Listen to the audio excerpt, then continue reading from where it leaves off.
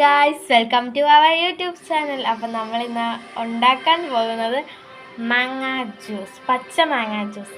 അപ്പോൾ നമുക്ക് ഉണ്ടാക്കിയാലോ? അപ്പോൾ നമുക്ക് ഉണ്ടാക്കാൻ വേണ്ട സാധനങ്ങൾ ഞാൻ ഇവിടെ എടുത്ത് വെച്ചപ്പോൾ ഉണ്ട് ഗായ്സ്. അപ്പം ഞങ്ങൾക്ക് 5 പേർക്ക് ഞാൻ എടുത്ത് 2 മാങ്ങയാണ് ഗായ്സ്.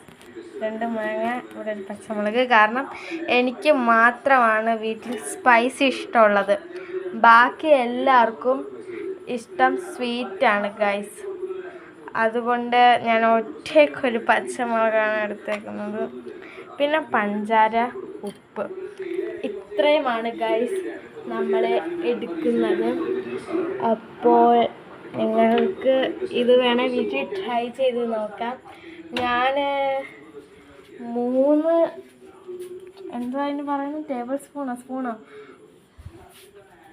ഈ സ്പൂണ് ഇത് വെച്ച് 3 പ്രാവശ്യം ഞാൻ ഇട്ടേപ്പുണ്ട് ഗൈസ്. എനിക്ക് അളവ് പറയാൻ അറിയത്തില്ല, അതുകൊണ്ടാണ്.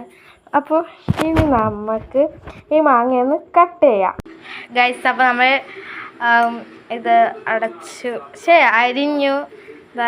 ഇത്രയും ആണുള്ളത്. കാരണം ഞാൻ 2 മാങ്ങ എടുത്തുള്ളൂ, അതുകൊണ്ടാണ് ഗൈസ് ഇത്രയും. നമുക്ക് നോക്കാം നമ്മളുടെ എല്ലാ നമ്മൾ ഉണ്ടാക്കിയ പച്ചമാങ്ങ ജ്യൂസിൻ്റെ ടേസ്റ്റ് എങ്ങനെയാണെന്ന്. അപ്പോൾ പിന്നെ ഗൈസ് ഇത് കുറച്ച് പഴുത്ത മാങ്ങ പോലെ ഇരിക്കുന്നു ഗൈസ്. നിങ്ങൾക്ക് തോന്നുന്നുണ്ടോ ഫിൽറ്റർ ഇട്ടെന്ന്? പക്ഷേ ഫിൽറ്റർ ഇട്ടിട്ടില്ല ഗൈസ്. അപ്പോൾ ഞാൻ വെച്ച് വന്നാൽ നമുക്ക് ഇതുകൂടെ എടുക്കാമെന്ന് ഗൈസ്. അവിടെ കണ്ടത് തോലാണ്, ഞാൻ അവിടെ വെച്ചാണ് അരിഞ്ഞത്. കാരണം ഇവിടെ വെച്ച് അരിയാനെടുത്തില്ല.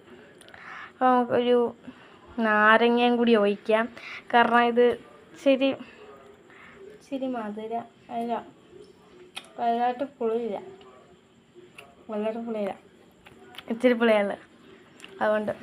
അപ്പം ഇനി നമുക്ക് നേരെ മിക്സിയിലിട്ടാൽ ഗൈസ്, മിക്സിയിലിട്ട് അടിക്കാം ഗൈസ്. നമുക്ക് വെള്ളവും ഒഴിക്കാനുണ്ട്. ഞാനിപ്പോൾ വെള്ളം കാണിച്ചിട്ടില്ല. ഇത് 1 2 3 4 5 കാര്യങ്ങളെ ഞാൻ കാണിച്ചിട്ടുള്ളൂ. അപ്പോൾ നേരെ നമുക്ക് അങ്ങോട്ട് പോവാം ഗൈസ്. അപ്പോൾ നമ്മൾ മാങ്ങ ഇട്ടു.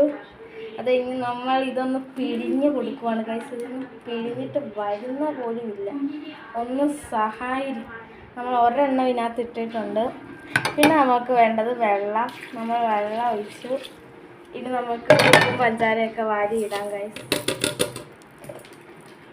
നെക്സ്റ്റ് ഉപ്പ്. ഓക്കെ, ഇനി നമുക്കൊന്ന് മിക്സ് ചെയ്യാം.